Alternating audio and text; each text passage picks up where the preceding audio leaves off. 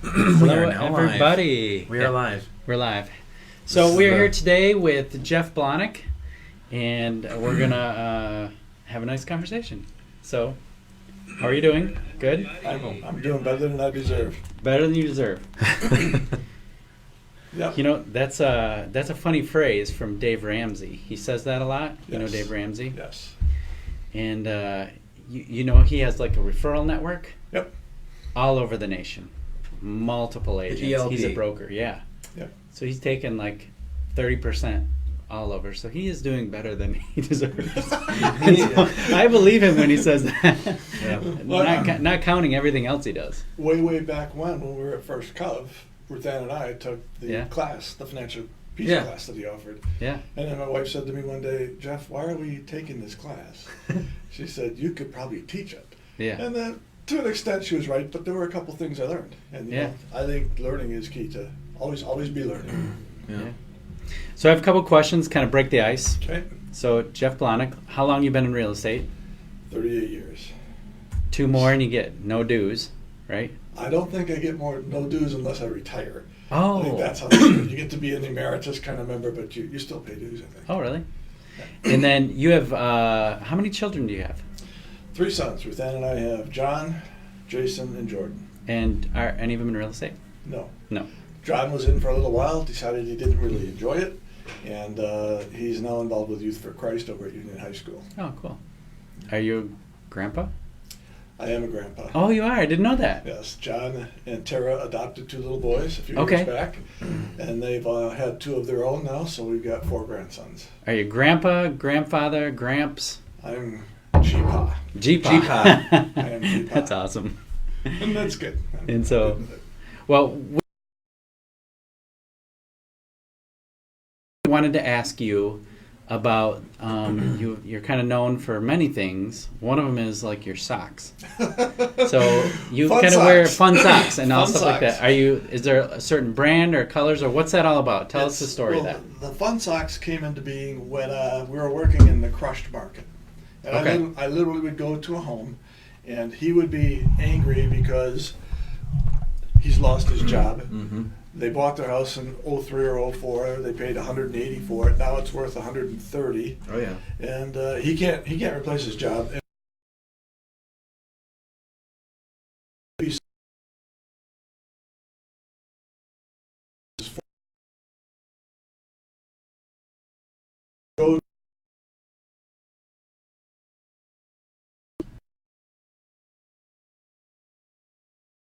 Yeah.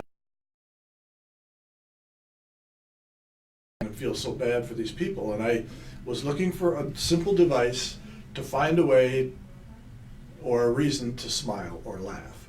And so, but when I was new, the first thing that I did is I did a lot of open houses because I needed to get out in front of people. Mm-hmm. I actually went door to door, knocking on doors in Old Mission Estates, right there over by Leonard and Kinney, and took floor time because that's how it worked back then, and picked up leads from floor time. My first year in the business, I think I did 17 or 18 units. Okay. And I didn't make very much money because sale prices weren't what they are now, Right. and there was a big split with a broker at that time. Mm-hmm. Yeah. And so you started at Westdale, Yes. and then Remax. Went to Westdale, then I moved to Preferred Properties for a couple of years. This was when the market was continuing to condense, and they closed the office they had up in the Lake Michigan Drive Colville area. Still there. Well, Westdale's No there. signs, yeah. But Well, the Preferred signs Properties- okay. Preferred Properties had an office right across the street Oh, in that okay. strip mall area. Okay. And when they closed that one down, I went to the downtown office, which was in the Waters building, and then they closed that one down. This gives you a sense of how deep this recession was. Yeah. And then I went to Remax, and I was at Remax for about 12, 13, 14 years, and then 5-star. Yeah. So you have one of the... Okay, we all see the stats. You know, you're like a top 10 agent.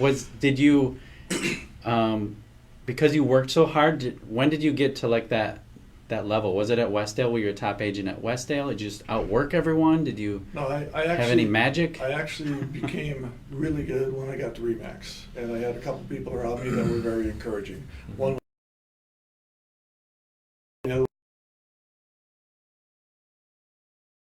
and gave me a little talk, a little. Yeah. And but Les probably gave me one of the best pep talks of my life, and so shout out to Les Dykema. Yeah. What was it? What did he say? Is it private? Well, if you know anything about Les, I mentioned he's colorful. He was a door gunner in Vietnam, so he can be very direct. Mm-hmm. And he pulled me aside and he said, "Hey, what are your goals for this year?"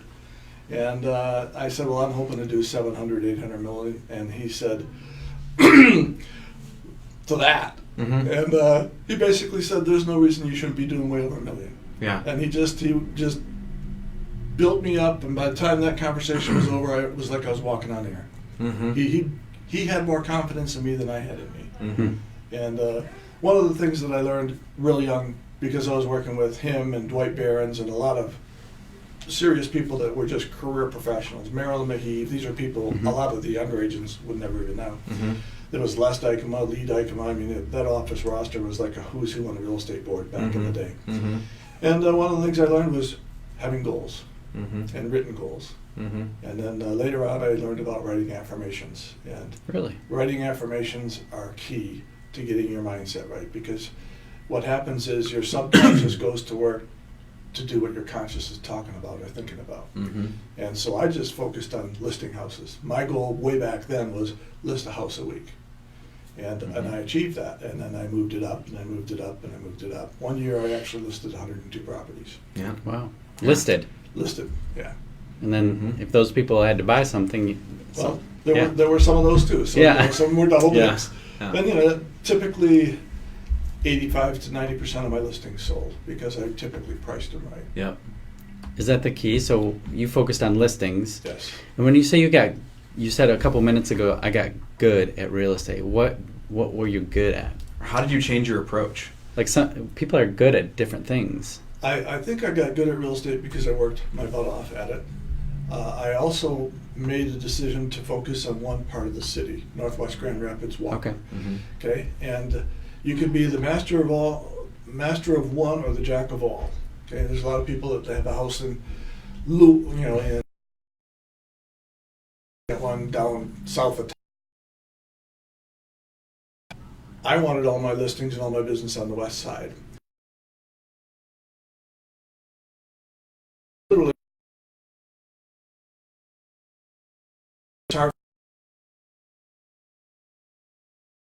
grocery store or the drugstore.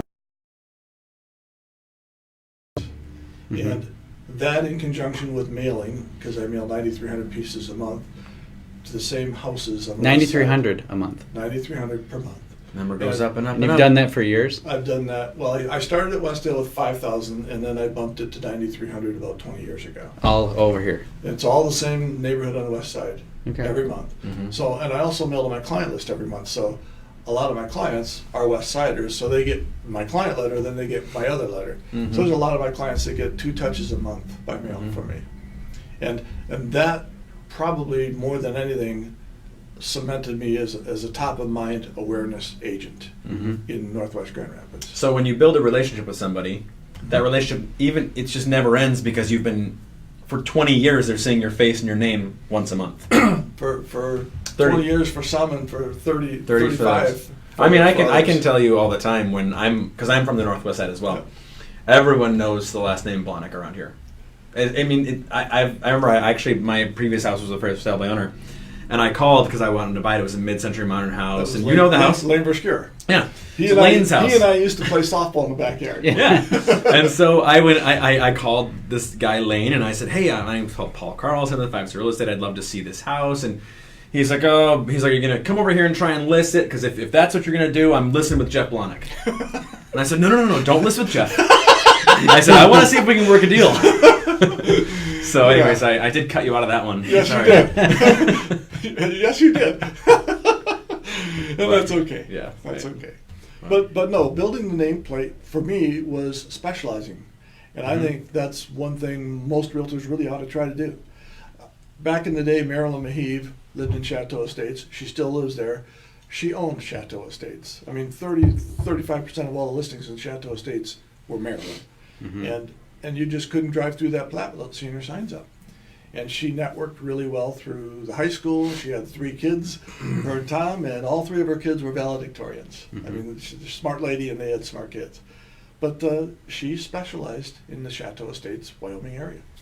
And that's what I chose to do here on the west side. And it's been fruitful. Yeah.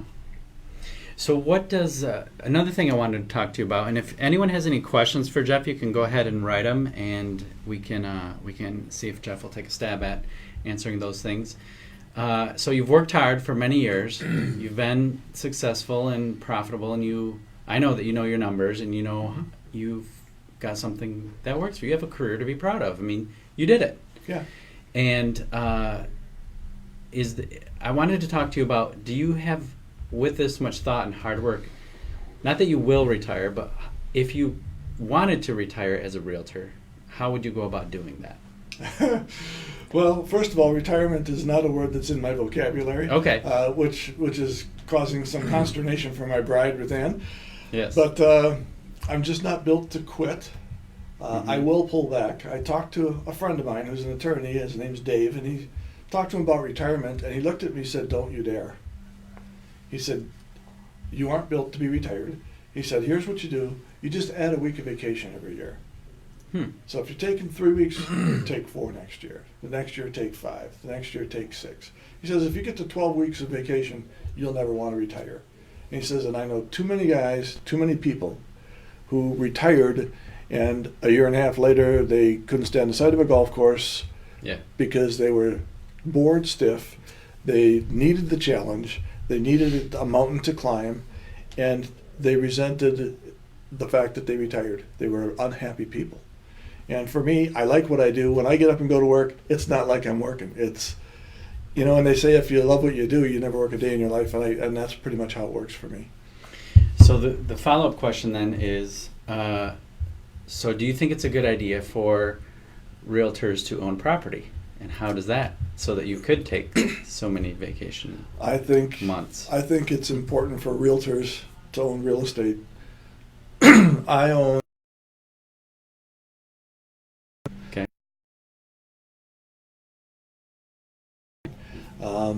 And I think if you're in the real estate business, excuse me, you should be buying a property once every 2 or 3 years. Get it in a good spot so that you've got it under control, and then add another one. And one of the keys to owning property, have a property manager. Don't take any calls. Don't go fix toilets. Don't go cutting lawns. Don't do any of that. Have a property manager and do what you do best, which is sell real estate. I tried managing at first. I was terrible. Yeah. I was flat out terrible. I had a tenant on my house in California, Street Northwest, and she was 5 months behind, and I hadn't given her a notice to quit because I just couldn't do it. I'm not built to give somebody a notice to quit. And I hired a property manager, and I felt like I had a new lease on life to buy property, and I never looked back. Yeah. Property management is a gift from God. Yeah. So I think you should buy consistently, and buy especially when the market's down, but always keep your eyes open for something that is a good value even in an up market like now. But that's wise though, what you just said there, because as Dave Ramsey would say, your most powerful investment tool is your income. Yep. And if you're focused on managing your properties and you're not focused on keeping your bread and butter where it's supposed to be, you're saving $1 here, as Brian Bowman would say, you're stepping over $1 to save a dime. Yep. And I learned that too. I had a couple rental properties, and it was same thing. I feel bad for her. Yep. I think my last renter was into me, and I sold that property, but was into me for $4,000. Yep. Mine was $3,500, and it was a long time ago. Yeah. That was real money a long time ago. Yeah. And I, there's an old adage out there: do what you do, and hire other people to do what they do. That's why I have an accountant. He did that. Smart. Good call. And it's hire people to do what they do. You do what you do. Yeah. I don't try to fix my cars. That would be a nightmare. Yeah. But one key is do what you do and hire people to do what they do. Are you wired to be consistent? Because you're a consistent person, right? You've been consistent for years. Are you wired this way? Does it take work? Do you have to like talk yourself into being consistent? Do you have ups and downs? I think the most important thing for agents to do is develop a routine. And I think the routine for me is I'm an early riser, partly because I have sleep apnea and I sleep with a mask on my face and it's a pain in the butt. But I'm typically up by 5. I'll go down in the lower level family room, I'll watch CNBC Business News, I'll have my iPad in my hand, I'll be reading the news across the country, I'll read 3 or 4 different papers, and I'll have my coffee. And then I get to the office. And I'm always informed so that no matter when I'm out in the public, I can have an intelligent conversation with people about what's going on, whether it's Wall Street or the Middle East or, Putin. Right. And I think being informed is important. I stay abreast of the real estate market in the sense of what's local, because all real estate is local. I don't care if California is doing great or if they're in the gutter. Doesn't matter to me. I'm worried about Grand Rapids real estate, metropolitan Grand Rapids. Yep. So I do my mailers. I have a buyer agent that I've had for a long time. She works almost exclusively with the buyers, and my goal is list houses, get offers presented, get closings done, and I work about 40 to 45 hours a week. Yeah, I don't have to kill myself at this stage like I did when I was young. How many hours were you working when you were 35? Too many. Yeah. I was 90, in 80, the office. 70? I was in the office at 8:30 in the morning with a guy named Greg Carlson. You would know him, and I would work till 8, 9, 10 at night, whatever it took, showing houses, listing houses, going to mortgage applications, which we did back in the day, going to inspect. And way back, I closed 93 units by myself with one interior assistant who couldn't do anything licensed. And I had a very good income that year, and I was the most unhappy guy on the planet that I knew. Because it was all work, and there was no downtime. So getting a buyer's agent at some point really gave me my life back. Yeah. And you stuck with your routine. That's kind of the, like when you say I worked hard, that's a code word. What does work hard mean to you? I used to do an open house every Saturday and Sunday, and from January 2nd until Easter, I basically didn't take a day off. I did at least an open house on a Sunday. But Saturday was full of appointments. And a lot of it is just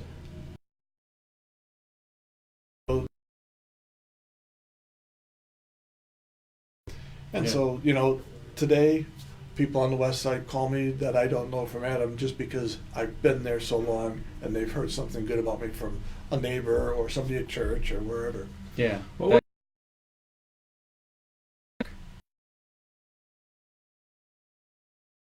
Office, and let's pretend, Jeff, you don't have anything to do today. All right. Sometimes that happens.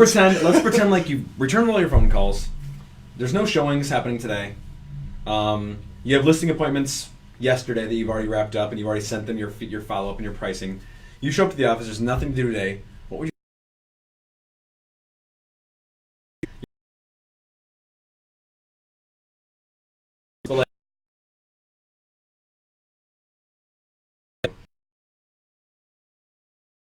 No, I'd probably go door knocking. Okay. Or I'd get on the phone and call people who have helped buy or sell a home in the last year. Because I think the people you've worked with, if you did a good job and they're happy with you, they're going to be happy to hear from you. Yeah. One of the things that I think we were taught back when I was young is that if you were calling your clients, you were being a pest. Yeah. Like a guy selling you windows or something. Yeah. And honestly, what I realized is if you aren't calling your clients, they think you've forgotten about them and you don't care. Yeah, or they forgot about you. Yeah. And it's important to call your clients and just say, hey, how you doing? Yeah. Or and I will watch things that I see happening in the community, and when I see that somebody's kid just graduated from college, I might drop a note in the mail or tell Tom Zandi's wife got an award at Calvin College years ago. And I cut out the article and mailed it to him. I said, congratulations. Yeah. Those are big achievements. And so I look for things that people have done, their kids have done. I literally cut something out of the paper for clients of mine, and they had 2 daughters, and they were accountants, both of them. And they were doing flashcards when I was over at their house decades ago. And then one of the kids graduates from college and all this stuff, and I said, looks like the flashcards paid off. And she literally picked up the phone and called me and started laughing. Mm-hmm. I can't believe you remember that from 25 years ago. Mm-hmm. But I have a uniquely weird memory. I remember some odd things from way back when, and I just remember that like yesterday. Mm. And that's another benefit of specializing in an area, is that you start to build a history with them. I mean, you're not like best friends, but they're kids, and it's because it's if they're in a nice neighborhood, like this was an old Mission Plat, well, I keep selling houses over there, so they see my signs, and it's like they can't forget me if they try, and that's not a bad deal. Mm-hmm. I have a question for you. So you focused a lot on listings. Yes. And I think that probably, and you said you think right. Mm-hmm. I want to know, we all pretty much know how to do a CMA and stuff, but what are some things or tactics you use when you have a price here, they have a price here, you know what I mean? Yeah. And is there things that how do you handle that? What I do is I don't go out with a formal printed out CMA. I just bring the comps. Mm-hmm. And I sit at the kitchen table and we go through the comps. We talk about size, amenities, bedrooms, baths, extra living space, finish down, that kind of thing. And what I'll do very often is I'll sit with the comps, go through them with them, and then I'll take it and I'll turn it around in a way they're not expecting. And I'll say, here's what I want you to do. I want you to go stand, not physically, but mentally go stand on the sidewalk across the street. You don't own this house, you're looking at it to buy it. If you're the buyer for this house, what would you pay for your house today? Mm-hmm. And that kind of takes them to the point that the buyer's going to look at the house. Mm-hmm. And then very often they get very realistic and intelligent about where the price should be. Yeah. And sometimes they've even set a lower number than I'm planning on. Yeah. And but that was one of the things that I used, and that was always effective. Yeah, I like that. I did something similar, where I'd be like, let's run through these comps. Mm-hmm. Now you put your price, then you're gonna have to justify it after we just talked about these comps. But this was a lot more common back in 2008 through 2011, Mm-hmm. where we'd have these massive price differences. You probably get some of it now, but I used to have to do that where I'd be, so what do you think it's worth now? And be okay, so run it by these. Now explain to me why. Yeah. And then a lot of times we're looking at square footages, bathrooms, kitchens all remodeled. It's like, and eventually they get realistic. And it's the other thing I tell people is, when we've had your house on the market for a month and we've had a lot of showings but nobody's making an offer, Yep. the market's talking to you. Yeah. Mm-hmm. But if we've had your house on the market for a month and nobody's even showing it, the market is screaming at you. Yeah. Right. And I tell people all the time, if we don't have anything going in 30 days, we need to tweak the price. Yep. And I literally prepare them in advance for that adjustment. I mean, my presentation, I'm laying the groundwork all the way to closing.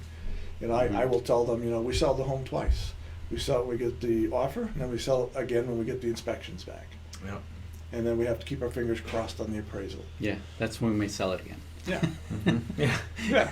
And those are difficult conversations. Yeah. But if you lay it out right up front, if you got a good presentation, you overcome the objections before the objection arises because you've taken care of it. I think there's.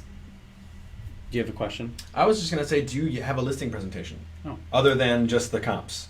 It's just the comps and me. Yep. and I when I go out, it's typically a one appointment listing. Yep. And I walk through. Yep. Make notes on everything. Ask a lot of questions. Yep. I'll pay real close attention to the age of the mechanicals. Yep. And if it's a really old furnace, I will very often recommend that we put a home warranty on it, because if that furnace comes up with a crack in it, it's a problem. Yep. Hmm. So, any other questions No, for you? no, I'm going to start to wrap this. That Okay. was 30 minutes, so thank you. That was Just like that went quick. That went really fast. So I kind of end this with, and you've given us a lot of great stuff. You like specialize, have a routine, buy a house every couple of years, switch the perspective when you're at At a listing a disagreement. Yeah. To do that. Rather than just give all the information, you're starting a conversation, and you win at the end. And the most important thing for me is the relationship I develop. My business philosophy is really simple. I treat everybody like family. So if I were working with Paul, I'm old enough to be his dad. I'm not quite as old as his dad. Yeah. His dad has hair, but he's older than me. Yes, yeah. I would treat Paul like he's my son John. And Right. it wouldn't be good for John, it wouldn't be good for Paul. So I treat everybody the way I'd want to be treated. There's actually an old guidebook out there that expands on that a little bit. Mm-hmm. Something about do unto others. Mm-hmm. So if you had, just late to the show on that one, is there, if someone's watching this and they're like, wow, you have a really mature business and huge experience, to draw from and stuff like that, is there any more advice that you could give someone who is maybe plateaued for a couple of years and gone, I would love to have that too? What would you tell them to do? I would say be involved in the community. Our kids went to Westside Christian a long time ago because our youngest is 25, 26 now. I'm still involved at Westside Christian, and I support Westside Christian financially in a significant way. I'm also involved with West Catholic. In my youth, our family went to Holy Spirit Church, and I'm involved in a committee over there, and I support West Catholic financially. And the reason I do that is twofold. One, I believe in Christ-centered education. I think education with a moral compass is healthy for our society, and the bulk of my clients come from those two areas. I have a lot of clients from the Westside Christian community. I have a lot of clients from the West Catholic community, and I think it's important to give back. And I do it in a way that is significant and that they appreciate. And we've been blessed, and we're happy to give back. Okay. No, that's good. There's a lot of good stuff in there. Absolutely. Thank you. We just scratched the surface. I know. I feel like we could keep going. I mean, I've talked to Jeff many times, and there's like all kinds of stuff I pull out from your brain, and it's really good. Absolutely. I think I've called you for questions like, hey, how would you price this out? How'd you do that? But thank you for all your advice over the years. Yeah, thanks for and taking the time to share with us today. Happy to do it. Yep, absolutely. All right, here goes. We'll do that. You gotta look at the elbow. Oh, let's try again. If you look at their elbow, so you'll never Jeff's miss. going for the hand grip. Yeah. Oh, I see. Yeah, that was the. There we go. That was it. All right. Whose next episode is Enjoy the Holiday. Enjoy the holidays. That's the next episode. Thanks for watching, everyone. Thanks, Jeff. You're welcome. Yep. Thanks, everybody. Peace, everybody. Merry Christmas. That's it. There's.